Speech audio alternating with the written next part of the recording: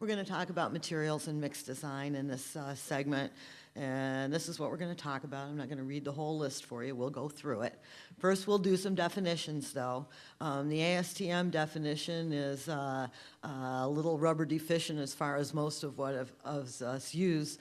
It requires a minimum of 15% rubber by total weight of blend, and it has to be reacted in the hot asphalt cement sufficiently to cause swelling. That's the key to the interaction.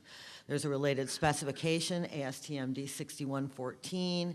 This is for the high viscosity material, which is usually field blended, and that typically requires agitation to keep the crumb rubber particles dispersed. I'm not talking about terminal blends in this presentation. I'm talking about our high viscosity asphalt rubber, our beefy binders. The wet process is used to produce both of these kinds of binders, and the rotational viscosity is the discriminator for appropriate use. Either one can really be blended in the field or at the terminal, but typically the no agitation, lower viscosity materials are called terminal blends. In the wet process, we take asphalt cement and we thoroughly mix crumb rubber modifier, which is ground tire rubber. In California, it may consist also of high natural, into hot asphalt cement. And we're talking hot, 400 to 425 degrees Fahrenheit, and you interact it depending on what jurisdiction you're in, what type of binder, at 350 to 375 degrees Fahrenheit. And the interaction periods typically range from about 45 minutes to 60 minutes to allow the materials to have their physical exchange of oils and the binder, the liquid phase, to thicken up. Terminal blends and MB binders are lower viscosity, no agitation. They typically have a lower crumb rubber content. Some have as much as the ASTM definition. They still do not get the same kind of viscosity that we're talking about that allows us to have the high binder contents of the mixes I'm discussing. And they're not the subject, but I just want to make sure you know the difference because there has been considerable confusion in the past. Here on the left, we have the, you can think of it as tapioca or oatmeal. It may not be quite that chunky, but that's a lovely textured asphalt rubber high viscosity binder. If you get a binder that looks like the one on the right and you are supposed to get one that looks like the one on the left, stop now. They cannot be interchanged without some changes in binder content. Dry process, just to let you know that there is still one. It's not used very often. The crumb rubber is substituted for about 1 to 3% of the aggregate in the hot mix. Although it's not considered to modify the binder, there may be some interaction even in place over time.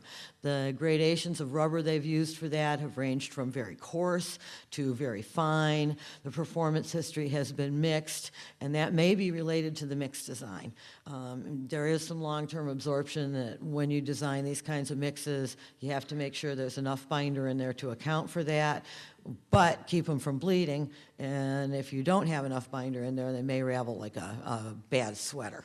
So these are typically not widely used, but you may run across them now and again, and if properly engineered and constructed, they can perform well. Again, those are not the subject of the presentation, but we want you to know the different types of materials that are available so that you'll know what people are talking about when they try and sell you something. The crumb rubber modifier, scrap tire rubber, and for Caltrans, high natural rubber content scrap rubber. We had presentations yesterday that talked about the various sources of the high natural. For the RAC grant projects, it has to come from California scrap tires. Other projects may not limit it as much, but that's not really a problem. There are sources of that available. The asphalt cement and extender oil per specification. For chip seal and green book binders, typically extender oil is 2.5 to 6%. Proposed revision for Caltrans mixes reduces that to a minimum of 1% by mass of asphalt. Excuse me. There's some discussion about changing that further, but that's something that's in progress, and I'm not going to worry about it here. Your combination of asphalt and extender oil, about 78 to 82% by total mass of the binder, and the crumb rubber, 18 to 22%, of which you have about a 3-to-1 split between the scrap tire and high natural. Crumb is produced from scrap tires, tread buffings, other waste products, variety of grades. The gradation and content affects asphalt rubber binder properties. And it also, in a gap-graded mix, influences the void structure. In an open-graded mix or a chip seal, that's not an issue. Gradation limits for the rubber are generally broad and they allow considerable variation. Changes are being considered, but we haven't seen them yet. You should check the project special provisions to make sure that you know what is in effect for your particular project. And here's just an example. In the scrap tire, you see that it's a little bit coarser, and you can see pieces of white wall, but I think I see a little pieces of white in the high natural as well. But that's typically a little bit finer, and that melts in fairly quickly. The tire rubber, we like to have some left to act in the mix. You use the high natural to improve adhesion and flexibility, chip seal aggregate retention, and it can be used to kind of compatibilize asphalt and rubber materials that might not go so well together just on their own. High natural is required in Caltrans binders, and typically we do use it in chip seals because no matter what jurisdiction it is, it does seem to help retention of the rock. Asphalt cements come in a variety of grades and designations. We prefer not to use modified asphalts as the base asphalt for the rubber. It makes life easier, less complicated. Used to be AR 4000 was what was used. Caltrans has adopted the PG system.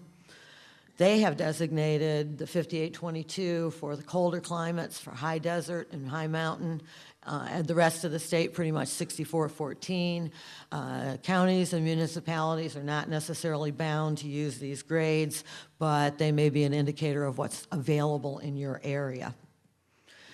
Extender oils, again, they also help to compatibilize the interaction. They can help kick it if the asphalt is a little low in some of the light fractions. So it can be good insurance to get a good binder if you get some variation in the field from what you used in the design. Anti-stripping agents can be used. We really prefer to use the mineral add mixtures such as lime. Liquid anti-strips can add a complication to the binder. They have been successfully used, but sometimes they can affect the viscosity or the interaction. So if you can use the mineral add mixture, that's really what we prefer and what we have the most experience with. The interactions, when you look at what they depend on, you say, how do we control it? Well, we have found ways to do so, but they do depend on all these items.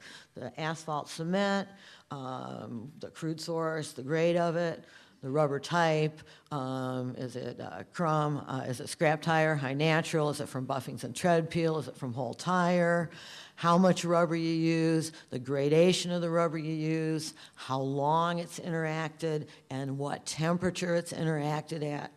And excuse me, temperature is critical to the interaction as well. If you don't interact it at close to the designated temperature, you're not going to get the properties that you got in the lab, and it may affect your gap-graded mix volumetrics.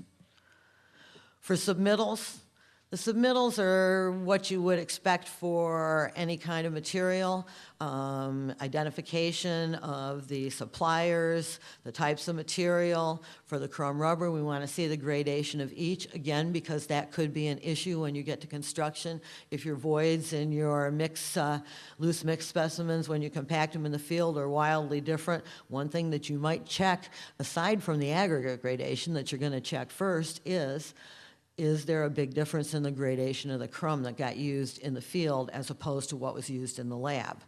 You're looking at the percentage of each kind of rubber that's used in the blend, and you want laboratory test results for all the test parameters shown in the special provisions.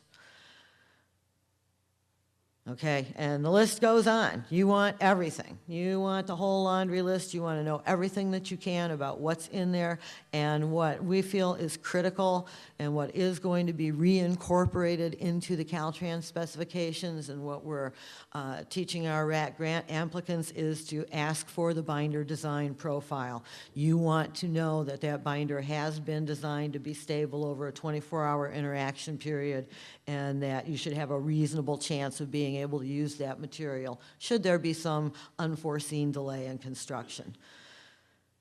And you do want the minimum interaction time and temperature, and of course MSDS for everything. This is the real world, and we want documentation. The design profile we feel is critical. It's developed, you want to evaluate the compatibility of the materials that you use, compliance with the important properties that are specified, stability of the blend over time. And that's going to be required for each project for Caltrans, and we hope also to get that incorporated into municipal and county use as much as possible. It is good protection for everybody, for the user, for the mix producer, and for the binder supplier as well. It's a guide to them to let them know if something is very different than it was in the laboratory and if they need to make some adjustments.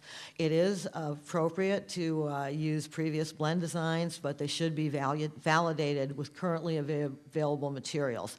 And they may be, you could submit more than one design for more than one project. You just need to make sure that the materials that you're getting are going to give you pretty similar results. This is an example of a design profile. Do I have a pointer? And one thing thank you. Oh, this is getting really complicated. One thing I want to stress is this is just an example. They aren't all going to look like this. They can go up in viscosity and down. This one's pretty uniform all the way across. They can go up, they can go down too soon. There's all sorts of patterns. There isn't any right pattern as long as they stay in this range, and you hope that they aren't real close to the edge, because if you design at the edge for anything, half the time you're going to be out when you produce it. Resilience and viscosity. Viscosity is your field go, no-go test. That's the only thing you're going to be testing in the field. But sorry, Doug, I don't mean to laser your head. No, I'm not going to shoot you. Anyway, the resilience is probably one of your best indicators of how well the material will perform. We do not use the PG binder tests on these materials. Dave Anderson at Penn State, who developed the PG grading system, calls the swelled rubber particles basketballs when you try and put them in the DSR parallel plates. And PG tests were not developed for these kinds of materials. So we use some of the old tests. The ring and ball softening point is an indicator of the extent of modification, how much stiffer this is at high temperature. Cone penetration is probably the least important of all of these. It's relatively insensitive. At the end of this presentation, I'm going to show you a couple quick video clips of how to run the specification tests. Those were filmed in our MacTech Phoenix lab. I'll try and get through in time to show those, and we may have to speed them up a little bit, but a lot of people have not seen them actually done. Types of hot mixes. There's a lot of different nomenclature that's around. And they can be called RAC, rubberized asphalt concrete. They can be called asphalt rubber hot mix. They can be called rubberized hot mix asphalt. In other jurisdictions, they're called ARAC, SMAR, ARC. Any of these could be. Some places, though, call recycled asphalt concrete RAC. So you need to make sure that you're clear on what nomenclature and that you're really using the product you want. Dense graded mixes are not currently used by Caltrans or the Green Book, and the reason is you can't stuff enough binder in that dense graded aggregate matrix to get really modified mix behavior. They just don't give you the bang for the buck that you're looking for. These are relatively expensive premium materials, so you want to use them where they'll give you the most advantage. Where they seem to give you the most advantage is where you can get high amounts of binder in the mix. Those are gap graded and open graded mixes. And we also have what's called open graded high binder, where those are not really free draining anymore because although they still have high voids, at least 18% generally speaking, you've got a lot of binder in there. They will reduce splash and spray, but not quite as much. Here's just an idea, and what you can see is there's just a decreasing number of fines when you go from the dense graded to the open graded. And you'll see the gap graded doesn't have a lot more than the open graded, really. It's quite clean on the bottom. We need room for those rubber particles in the blend. In the beginning, we used dense graded mixes, but we discontinued it because it just didn't give you much performance. RAC-G is the most commonly used mix type, and it is a structural material. We've heard a lot about the benefits, so I'm not going to give you the sales pitch here, but it really, because of the combination of modified binder and the amount of it you can get in the mix, does give you excellent performance in rehabilitation. We find it's most effective in relatively thin surface lifts, typically a maximum of 60 millimeters. There are some cases where it's been used a little thicker, but this is a premium material, so typically you want to keep it within the 30 to 60 millimeter range, 30 because that's as thin as you can go for the aggregate size. It's best as an overlay of flexible or rigid pavements that are generally structurally sound, but you are adding structure with the Rack G, so you can get some improvement. It can be used as a surface course for new construction, and it's suitable for a wide range of traffic volumes and loadings. Thickness design, this refers to a integrated waste management board module that we have, but there's going to be a presentation on structural design in the technical sections later on this afternoon, used with overlay systems, with SAMIs, and you can actually surface a SAMI with any kind of mix, but we're talking about Rack G here. Caltrans SSPs for Rack G, and they're talking about calling it RHMA, but I'm not sure if that's going to stick, are being put into Section 39. Section 39's in deliberation now. For those of you who are familiar, we took the test methods out of the specification. Those are being developed, those have been developed and submitted to Caltrans as California lab procedures. We have one for chrome rubber sampling and sieve analysis that's LP10, and measuring the rotational viscosity of the binder, which we'll show you very quickly, LP11. And they're putting the rubber mixes right into Section 39 with the rest of the asphalt concrete, so you won't have to search around for the new version, but you should always check your project special provisions. We're still going to use VEAM. We're going to modify the aggregate gradation to so you can pivot a little more on the 8 and the 4 to open that up, because there are some parts of the state where they have trouble scrounging enough VMA, so we're trying to give them room so that they can get it. A minimum VMA of 18% for gap graded, as it's always been. Maximum limit of 23 is going to be added for those who are not real experienced with asphalt rubber mix design. You can get into kind of a chasing your tail situation with some aggregates. Some of them, they're so clean, they don't have very many fines, and you keep increasing the binder. If you keep increasing the VMA, stop. You're not going to get there. Start by opening up your aggregate gradation a little bit more, because aggregate gradation is what controls your VMA. We're going to call for 3 briquettes at each binder content and use average values for calculations.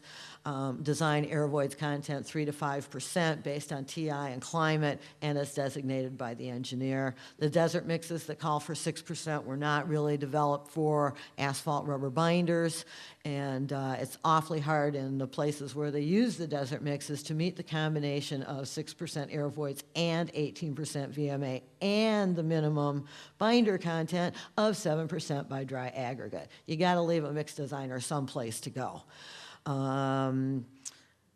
You've got to have at least 7% based on just about everybody's experience to get the kind of performance you're looking for. Otherwise, these mixes can be dry and can ravel. Caltrans laboratory procedures LP1 through 4 are used to calculate the volumetrics, and we're going to report voids filled and dust proportion for information, because we don't know what they're running in California. Then you're going to plot everything like you do for standard mix design. Open graded mix design, that's a whole different ballgame, whole different animal. They behave very differently. Gradation of the chrome rubber is not that big a deal for these, because these aren't volumetric. We're really trying to, for the high binder, put almost as much in as we can without having it drain off. And for the regular Caltrans, they simply multiply what you would put in for a standard PG or AR 4000 by a factor of 1.2. The rack-O is typically placed in 24 to 30 millimeters thick lifts. It's a thin layer. It's not structural. It's a surface layer. If it's rack-O, it should be free draining. If it's rack-OHB, it won't be.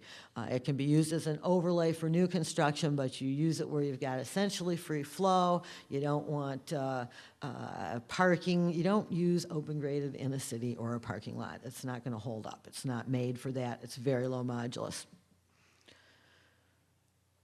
And don't use any of these in a parking lot if you can help it. Caltrans doesn't use rack-O in snow country. I don't think ADOT's had a problem. And I don't think we need to worry about this too much, but if you have long hauls, check drain down in the lab very carefully at temperature. Particular issue when you have the rack-OHB, because you multiply for Caltrans, what would be the standard binder content of an open graded by 1.6%. That's where the drain down is more critical. These mixes provide more than safety benefits. They give you a smooth ride and reduce tire noise, and we've got studies in progress about that. I do want to caution you, please listen. There has been a great deal of confusion about the different kinds of asphalt rubber binders. We've talked about the high viscosity binders here. No agitation binders are great tools, and they can be used in a lot of materials, and they can be used in all these kinds of mixes, but never directly substitute one for the other. Whichever way you're going, if you're going from the terminal blend to the high viscosity or the other way around, you're going to have to redo your mix design if you make that change. You can't just swap one for the other. If you use a high viscosity for the mix design and a terminal blend comes to the job, send it back. You're going to have a bloody mess if you use it in the same proportions that your high viscosity. They're great tools. They can both be used, but they're not the same, and they do not behave the same. Okay, this is the ring and ball softening point. This is an indicator of how much modification you've gotten. We don't use a ring and ball in PG, so it's not going to give you a PG grading, but it does give you some sense of when the binder's going to start acting as a lubricant instead of a glue. When it's hot, it acts as a lubricant. It aids compaction. We want it hot for compaction. We need rubber binders hot for compaction. But we also want it to set up as a glue when the mix cools, and this is an indicator of at what temperature that transition occurs. Here you see them trimming the specimens. We've got this accelerated. Our guys are good, but they work a little more deliberately. And so you pour the specimens, and you have to make sure everything's stirred before you pour them. You heat the knife, you trim them. You load the little rings into the fittings. The balls go into the hot water to heat them up.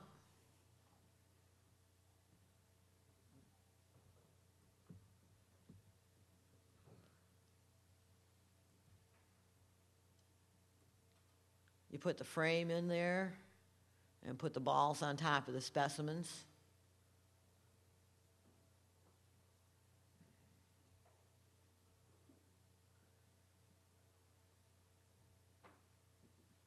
The water's heated at a designated rate. The test method is very specific about the amount of temperature rise and the amount of time. You use calibrated thermometers to make sure that you have a good temperature measurement. And when they drop through, and as you see, we've speeded this up considerably, then you get your softening point. And these aren't quite as clean as when you have just the neat asphalt cement. You can see the little nubs and nuggets of rubber in there. Here we're stirring the sample because you always stir the sample. These binders require agitation to keep the rubber uniformly distributed through the mix. Viscosity is temperature dependent, so it's very important when you do your viscosity measurements that you be within 3 degrees Fahrenheit is what Caltrans is specifying in their lab procedure, 375 plus or minus 3. Insert. You've got a leveling bubble. You condition the particular spindle, which should look like that. This is an analog gauge. The numbers on the dial correspond to the spindle. For asphalt rubber, we use number 1 spindle. There are other digital gauges available that look different, and they will read you the actual material. These are the ones that have been used the most in the past, but they may not be available. The probe has a dip level on it that you insert it in. We use the gallon cans to make sure there's enough clearance, and this is the resilience sample. Using the right size tin. I've seen a lot of pictures that had a very shallow tin. And basically it uses the old ball penetration. It's a crack sealer test. It uses the needle penetrometer. Oh, this is, all right, this is the cone penetration.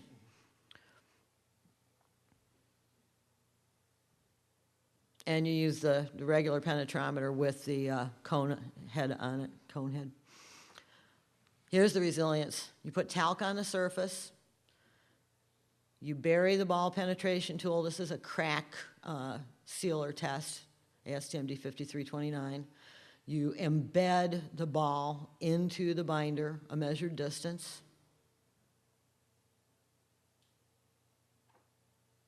And this takes a little coordination because you need to put it in,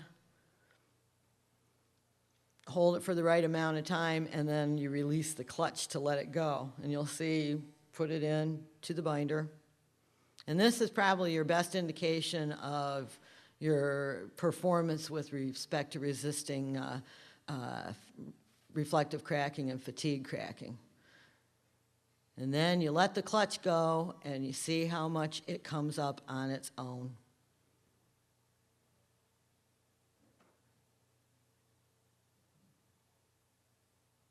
It's a measured period of time, 20 seconds, so that it's uniform for everything.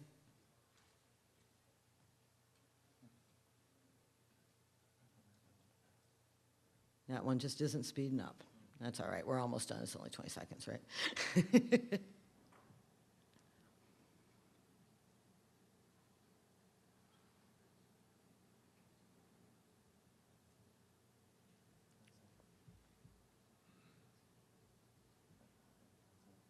I guess the video's stuck, but you get the idea. You embed the ball in the prepared rubber binder, and how much it rebounds, you take that as a percentage of how far it was embedded, and that gives you your resilience. Would there be any reason for going to a minimum of 90 minutes reaction time? I can't see any reason why you should have to do that. We are used to preparing binders for an interaction time of 45 minutes, and the profile is going to be individual for each combination of materials you use. The requirement says that you have to meet the specification properties, the go, no-go in the field of viscosity of minimum of 1,500 centipoise. I don't see any reason why it's necessary to design binders to require 90 minutes of interaction in the field. We've had great success for many years using the shorter interaction period with the materials that we've been using. We understand how to use these materials. We understand how to control the interactions and how to work with these materials in the field. So no, I don't see any reason that we should have to. And that would be really a waste of energy as well, because that's a lot of heating that it takes. This is a lot of material, and when you're heating it to at least 375 degrees Fahrenheit. So no, I don't see any reason why you should have to design them so that they're optimum at 90 minutes as opposed to being able to use them at 45. Okay. Another question on the design profile. Yes. For temperatures, you know, where you're doing the blending and you're measuring the viscosity and the other properties, what temperature do you do the design profile at? You do the design profile at basically the viscosity measurement temperature plus or minus 3 degrees. So we run our interactions to keep the binders at 375 except for the cool down period.